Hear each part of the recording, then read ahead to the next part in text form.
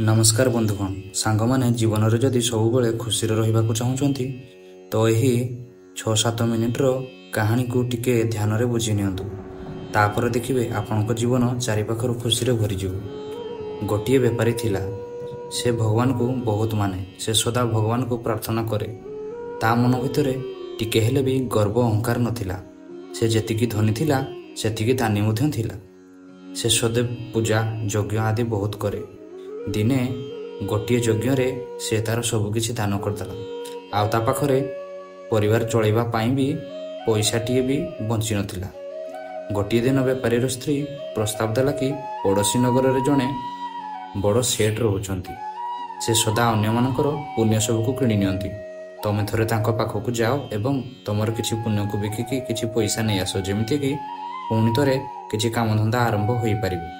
किंतु पुण्य को बिकिबा पई बेपारीर बिल्कुल भी इच्छा नथिला। किंतु स्त्रीर चाप एवं छुआ मानक चिंतार से पुण्य को बिक्री करिया पई राजी हो गला। स्त्री रास्ता रे खाइबा पई 4 गोटी रोटी बनैकी देइथिला। से खाइबा धरिकी बेपारी निज पुण्य को बिक्री करिया पई से नगर आड़को चलला। बेपारी चली चली से नगर पाखरे पहुंची गला, जेउठी पुण्य को किणुवा सेठ रहुथिला। ताकू बहुत जोर भोक लगुला। नगर रे प्रवेश करने पूर्वर से भाविला कि प्रथमे रोटी को खाई दिए। से जेमिति ही रोटी बाहर कला, गोटे माँ कुकुर जन्म देइथिबा 3 संतान सहित आसिकी ता सामने छिड़ा हो गला। वर्षा दिन थिला, जंगल रे छुआ मान को जन्म देइथिला। छुआ माने छोट छोट होइथिबारु माँ कुकुरटी तांको छाड़िकी नगर भितर को जाई पारु नथिला। बेपारी को ता ऊपर दया आसीगला।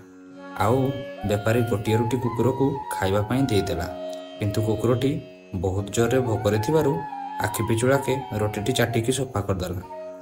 किंतु से एबे भी भोकरे बेपारी को चाहिकी रहिथिला।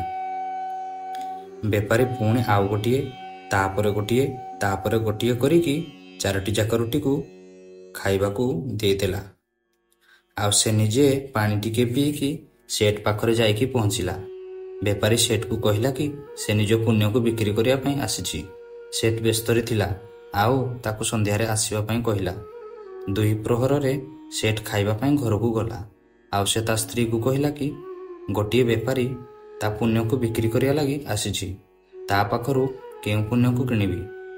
सेठर स्त्री गोटे पतिव्रता एवं सिद्ध महिला होइथिबारु से ध्यान करिकी देखिला कि बेपारी आज गोटे भोकिला कुकुर को रोटी खाइबा को देइथिला।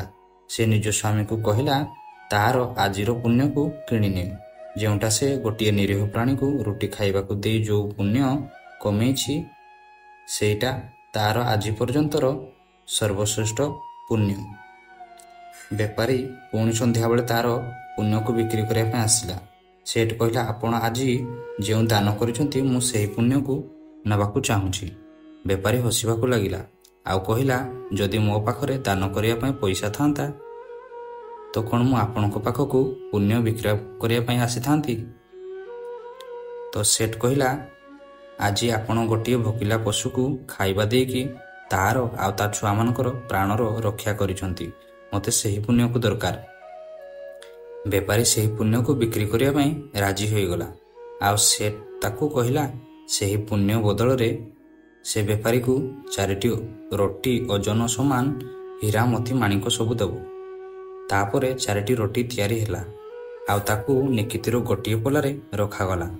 आउ गोटे पोलारे हीरा मोती माणिकरे भरी होइथिबा गोटे गंठिली रखागला।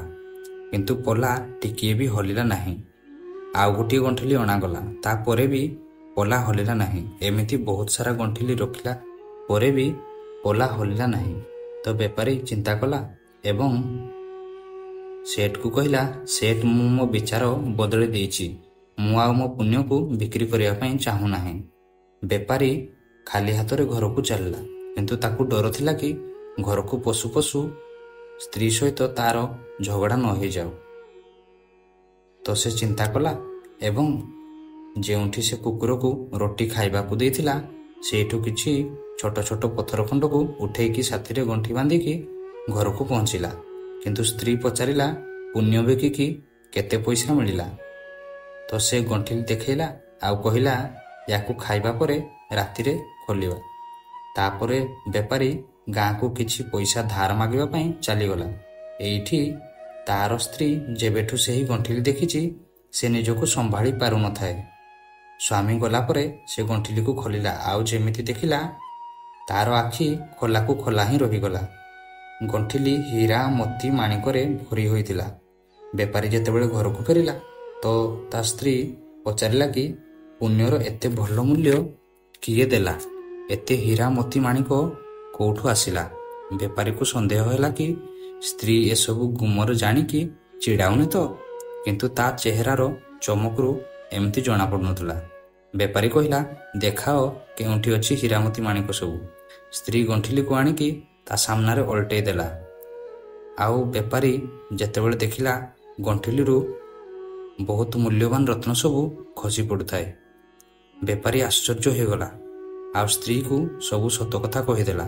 ସ୍ତ୍ରୀ ଅନୁଭବ କଲା କି ସେ ନିଜ ସ୍ୱାମୀକୁ ବିପଦ ସମୟରେ ପୁଣ୍ୟ ବିକିବା ପାଇଁ ବାଧ୍ୟ କରିଥିଲା।